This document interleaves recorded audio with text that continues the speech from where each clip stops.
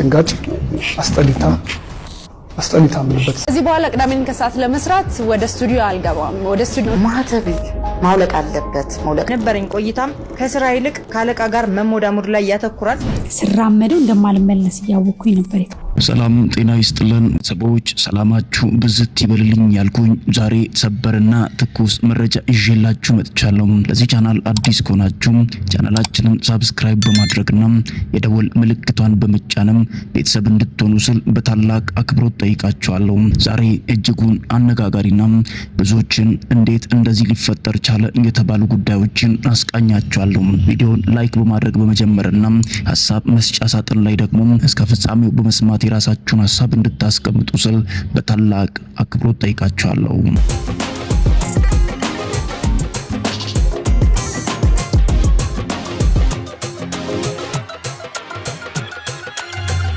ብዙዎቻችን እንደምናውቀው ኢቢኤስ ቲቪ እጅግ ተወዳጅነትንና በብዙዎች ዘንድ አድናቆትን ያገኘ የቴሌቪዥን ማሰራጫ ጣቢያ ሲሆን ብዙዎች እጅጉን አድናቆት አላቸው። ስለዚህ ቲቪ ብዙዎቹ እየተቀባበሉት የሚገኙት አንድ ጉዳይ አለ። ኢቢኤስ ቲቪ ወይም ኢቢኤስ ቴሌቪዥን ብዙዎቻችን እንደምናውቀው አዳዲስና ወጣት አቅም ያላቸውን ብዙ ጋዜጠኞችን ከሚያሳትፉና ኢትዮጵያ ውስጥ ተወዳጅነትን ካገኙ የቴሌቪዥን ማሰራጫ ጣቢያዎች አንዱ የሆነው ኢቢኤስ ቴሌቪዥን በብዙዎቻችን ዘንድ ተወዳጅ ፕሮግራሞችን እንደሚያቀርብ የሚታወቅም እውነት ነው። ቴሌቪዥንም ከተጀመረ ጀምሮ ብዙ ጋዜጠኞችንና ብዙ የጥበብ ሰዎችን መቅጠሩንም የሚታወቅ ጉዳይ ነው።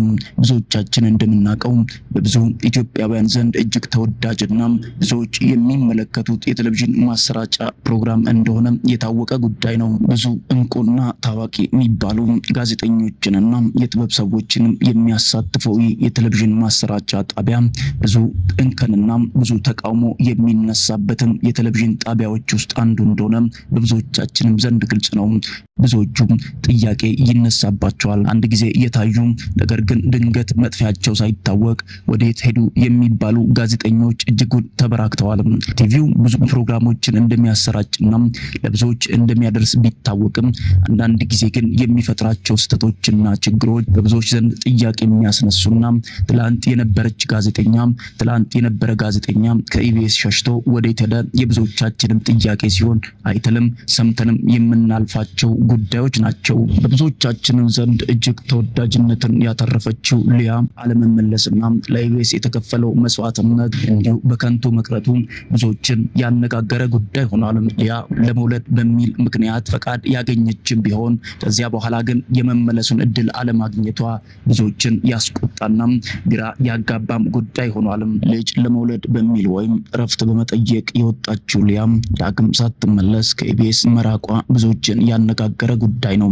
ለምንድን ነው የኢቢኤስ ቴሌቪዥን ዋና የሥራ ባልደረቦችና ኃላፊዎች ተመልሰው አንዴ የራቀ ሰውን ተመልሶ የማይጠይቁት የሚል ጥያቄ በብዙዎች ዘንድ እየተመላለሰና ሐሳብ እያስነሳ ያለ ጉዳይ ነው። አንድ እናት አርግዛ ከሆነ መውለድ ባለባት ሰዓት ያንን የእረፍት ጊዜዋን በትክክል ተጠቅማ ልጇንም በትክክል ተንከባክባ መነሳት እንዳለባት በሁላችንም ዘንድ ግልጽ ነው።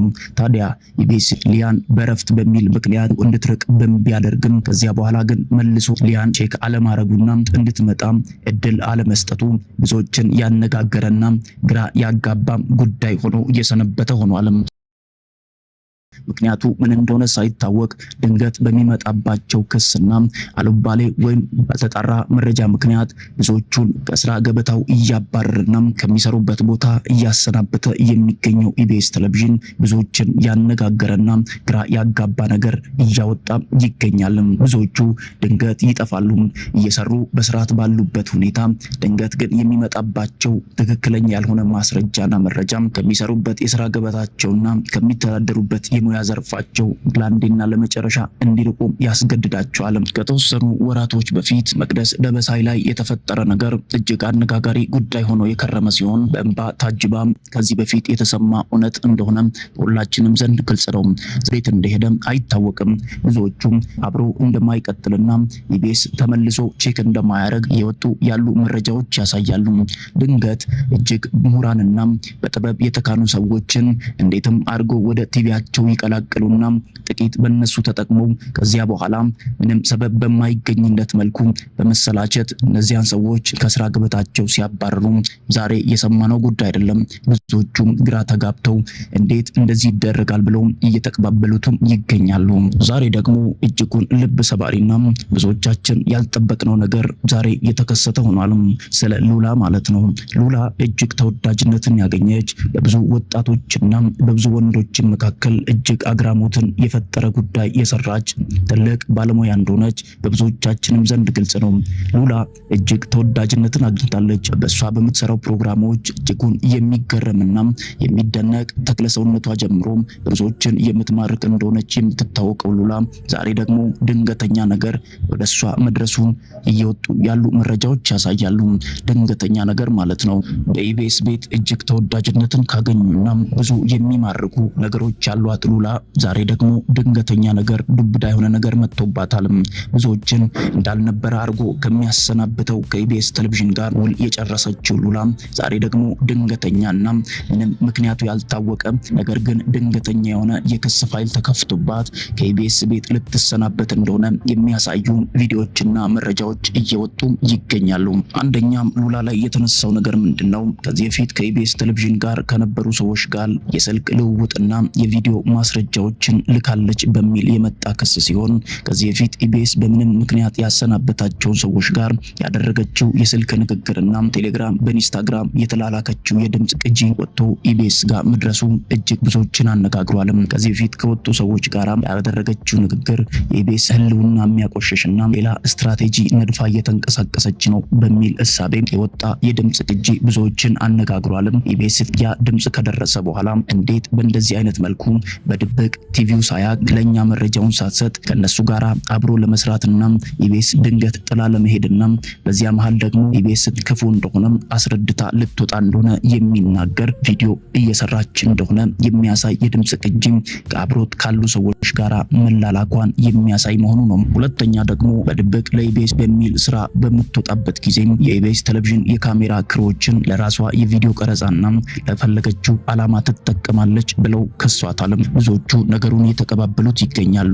ኢቢኤስ ቲቪዎች ዋና ኃላፊዎች ውሳኔ ከመወሰን ወደ ኋላ እንደማይሉ በብዙዎች ያየነው ጉዳይ ሲሆን ዛሬ ሉላ ላይ የቀረበው ክስና አቤቱታ እጅግ ግራ ያጋባትና እንዴት እንደዚህ ሊያደርጉ ቻሉ የሚሉ ጥያቄዎችን እየፈጠረባትም ይገኛል።